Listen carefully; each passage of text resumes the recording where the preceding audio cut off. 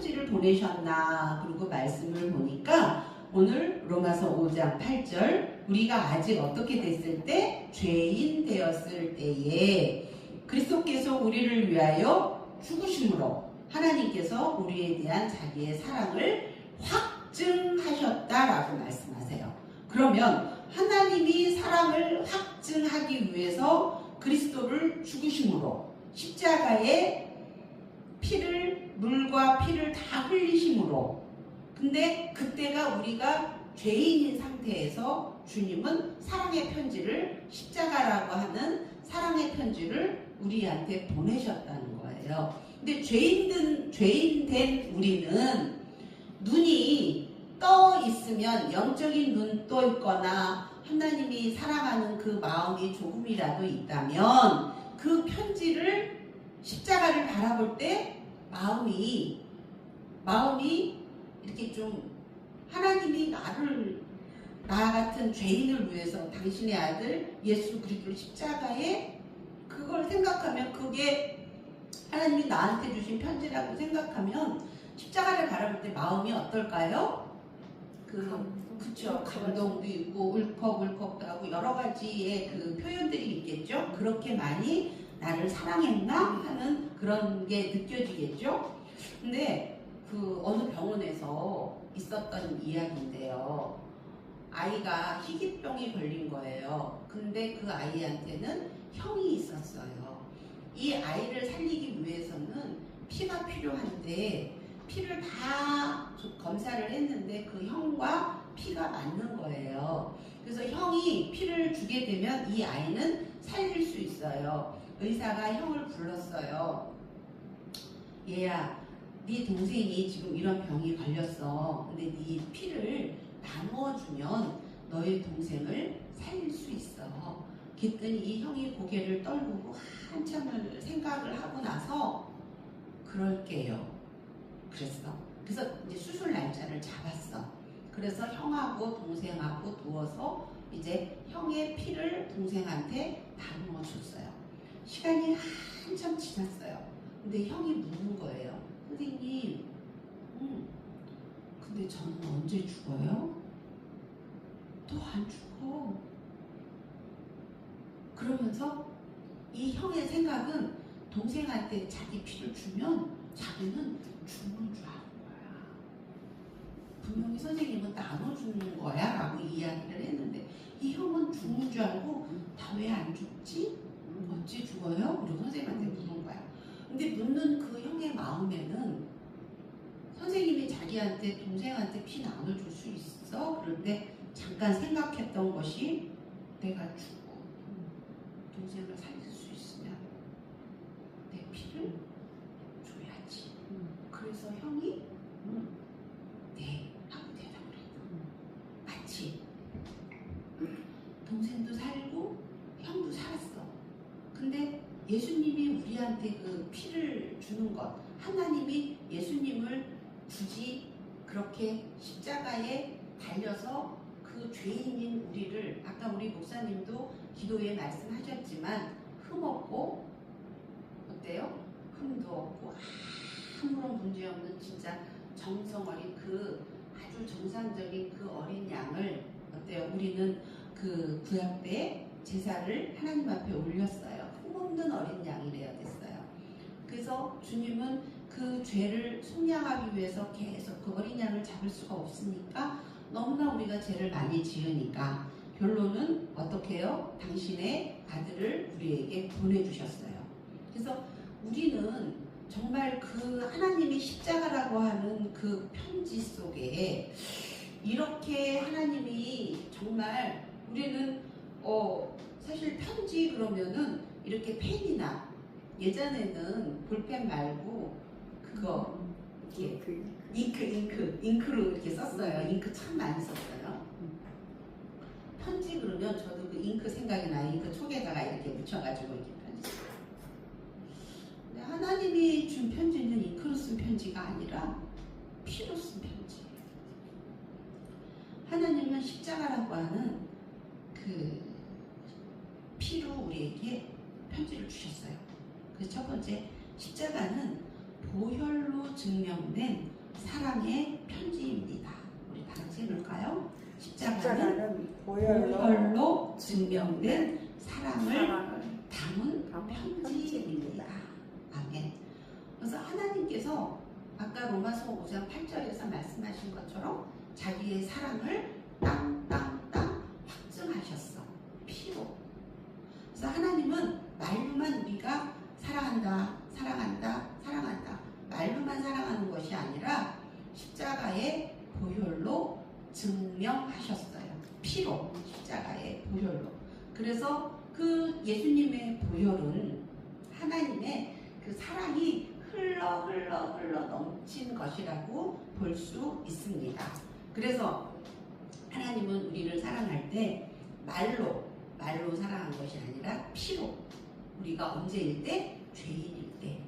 그리고 감정적으로 우리는 사랑합니다 그럴 때 내 감정이 참 좋을 때는 사랑합니다 하지만 감정이 별로 이렇게 좀 거시기 할 때는 사랑합니다 이것이 잘 나오지 않아요. 잘 나오지 않는데 주님은 감정이 아니라 생명으로 그래서 하나님이 우리는 우리의 감정이 조금 거시기 할 때도 주님은 그거와 아무 상관없이 하나님은 감정과 상관없이 우리에게 어떻게 해요? 생명으로 주셨어요.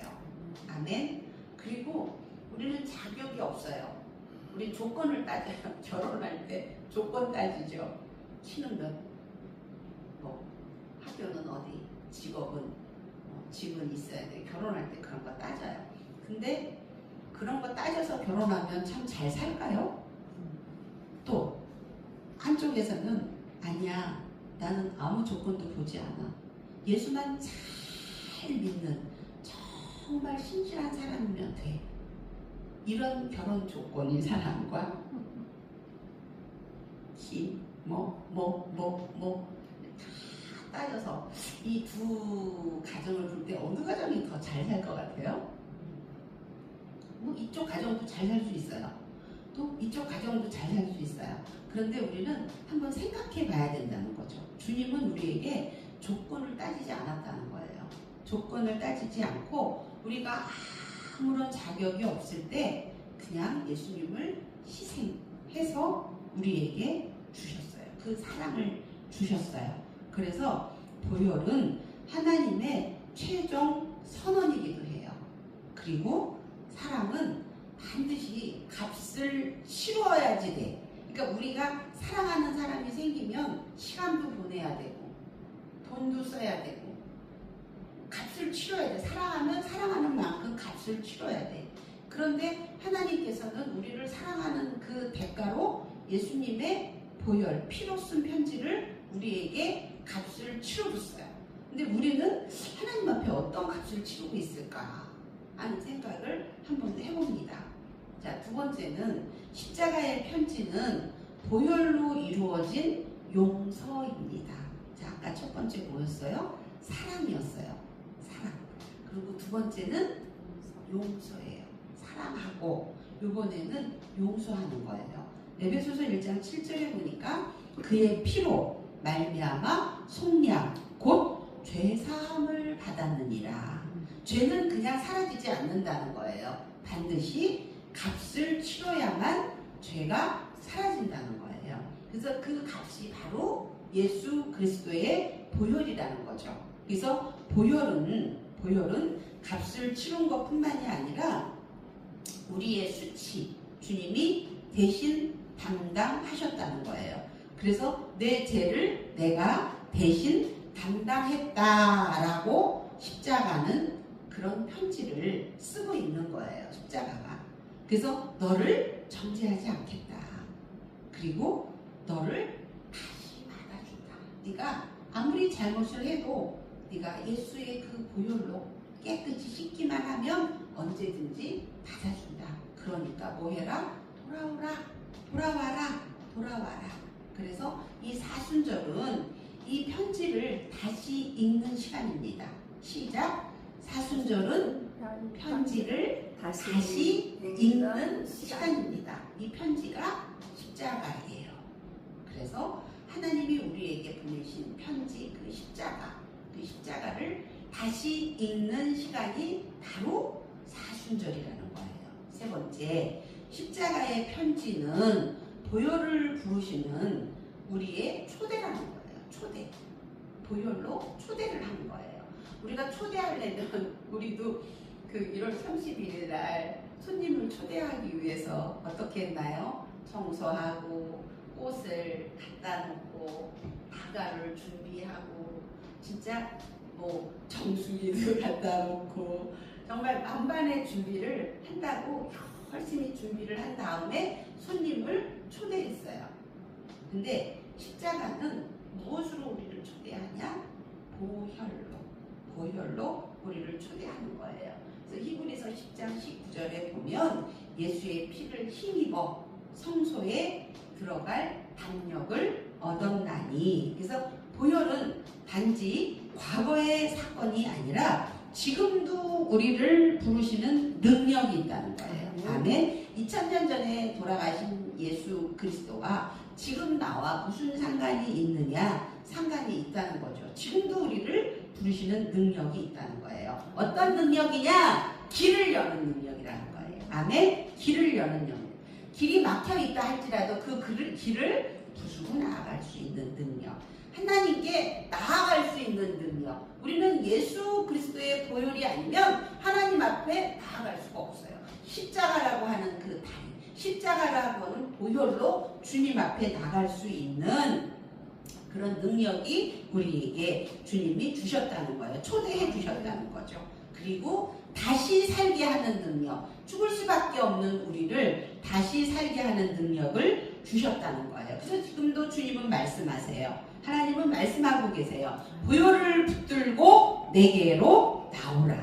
그래서 십자가는 우리에게 초대장이며 우리에게 그 초대장을 받고 방향을 바꾸는 부르심인 줄 믿으시기 바랍니다. 또한 사순절은 이 부르심 앞에 서는 시간이에요.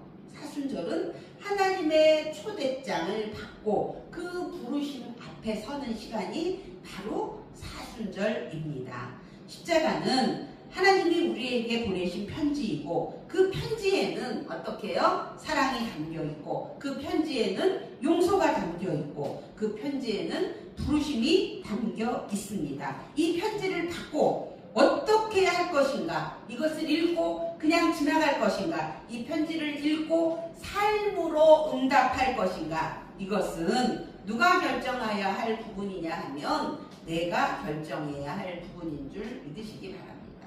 사랑하는 여러분, 오늘 우리는 주님의 십자가의 편지를 받았습니다.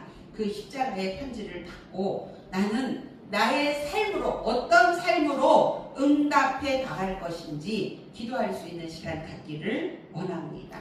사랑하는 주님,